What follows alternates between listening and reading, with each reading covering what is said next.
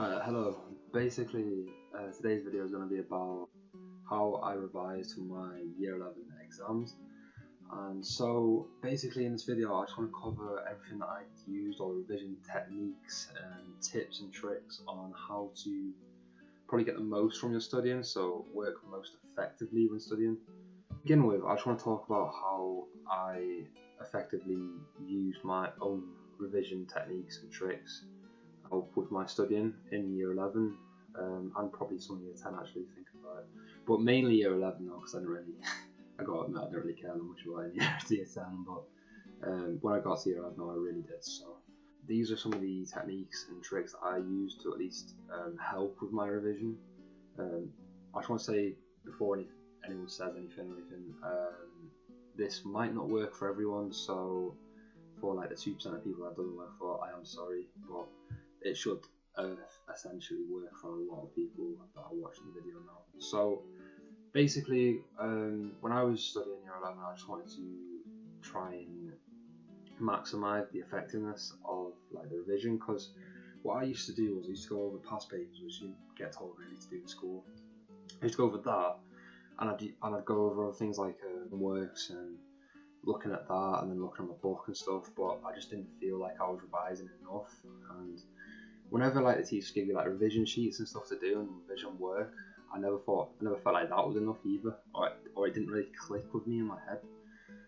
So what I've basically done with this video is just try and break down and make it a little bit easier to understand, and also trying to maximise the effectiveness, because at the end of the day, if you don't have to study for like hours on end, then why would you? Do you know what I mean? So that I'm going to try and cut down the amount of time that you actually need to do revision for, as well as making it more effective when you do actually do that revision. So essentially what this video is just a guide to help you. So obviously don't take everything that I say to heart. Don't worry if you've not been doing these things. I wasn't doing them either. I can't admit, it's only like the last few months of Year 11 that I actually started to pay attention and do these things, but up until that point though, I was really not that into it or doing that much revision that I needed to But obviously with everything that's going on at the moment and all the exams happening probably pretty recently or even coming up for you, I wanted to try and make this period of time the most effective in terms of studying and revision. So basically these tips should help you to maximise that effectiveness really. But anyway, let's get straight into the tips. So for the first tip, I decided to make it about actual hours and time spent studying. So what I mean by this is, when I was in Year 11, I used to look over things called past papers. I'm sure a lot of you have done that as well. But what I'd do was I'd read the whole of the past paper, go over it like a few times in a row. So let's say it had, 50 questions in the whole paper. I'd go over all of them 50 questions to a T. So I try and make sure every single one was like the best it could be. And then I'd do this probably for like 3 or 4 times a week, when in reality all I actually needed to do was just do the specific questions that I didn't know. So what this tip is actually studying the questions that you're not sure about the most and first, so going over them more than the other questions are. So for example, if you were looking at a past paper question and there was one question that you really you knew it off by heart, you could just recite it basically there and then, there is literally no point in going over that question so many times or anywhere near as much as the other question which you did not know at all or you don't know enough about. So what my advice would be is go over the specific questions that you don't know first, make sure you know them, and then go over the past paper like once or something just to make sure you know everything. And that will honestly cut down the amount of hours that you have to study for tremendously. Because if you think about it, there's no reason to go over questions that you already know. So if you just go over them specific questions that you already do not have a clue about, and you know that you probably won't be able to answer them if it comes up in an exam, then spend the most amount of time making sure you know them questions. Which actually brings me straight on to my second point. The second tip would be to do flashcards, post-it notes, or anything that actually helps you to revise. So for me it was pretty much flashcards. So what I'd do is I'd write down a question and then I'd make myself like a little quiz out of it.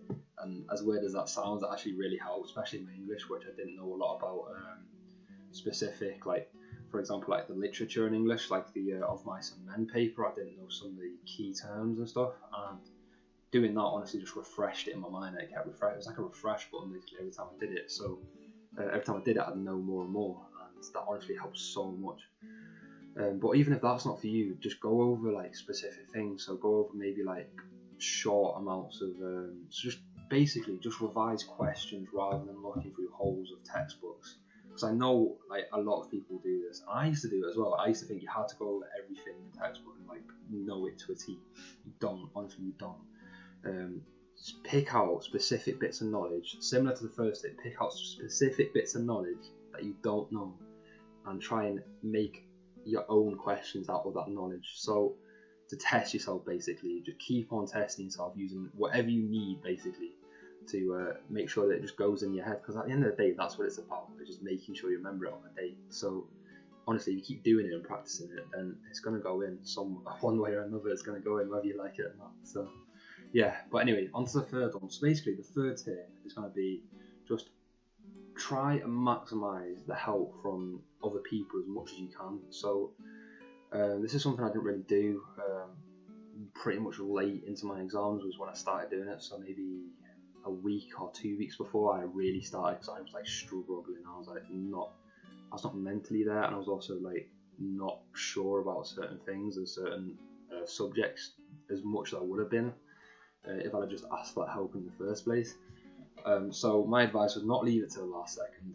Ask for help now, as soon as possible, so that you can benefit the most when it comes to the exams. So if this means like talking to like, I know as weird as it sounds, just talk to some of your friends, talk to your family, talk to classmates, even just talk to your teachers, even because obviously, you know, most teachers will listen to you if you ask for help. Like that's their job. They're not going to say no, are they? So ask for help as much as possible from the people around you and people you trust, and even ask people that have done the papers. Like, I mean, you can ask me if you want, but I might not be able to respond. Like, but no, just ask people that you know and that you sure will give you the right kind of answers. Like, obviously, don't ask people if they're just going to be knobs about it, but you know, just make sure the people that you're asking are the right kind of people. But obviously, just ask them. Ask as many people as possible. Even look at like, if you need to, go on like Reddit and just ask people that have done the exam, because I'm sure a lot of them will be helpful and actually give you advice. Which also leads me on to my like pretty much final tip is just look at online news articles, websites, bloody YouTube videos, anything. Like just use all of that stuff online to try and maximise your learning. Because obviously, in school, teachers can only teach you to like a certain degree from their own knowledge. So they've obviously got a syllabus and they've got to stick to the syllabus, don't they? So they can't really teach you much more outside of that syllabus. And certain teachers will, which is why they're really good. But in my opinion, try and use the web as much as possible. Like the web is your friend when it comes to exams. I know like it's kind of an obvious one, but if you just look at things like even like Wikipedia, I know everyone gives it a bad rep, but honestly, some of them articles are really helpful, especially when it comes to things like science and maths.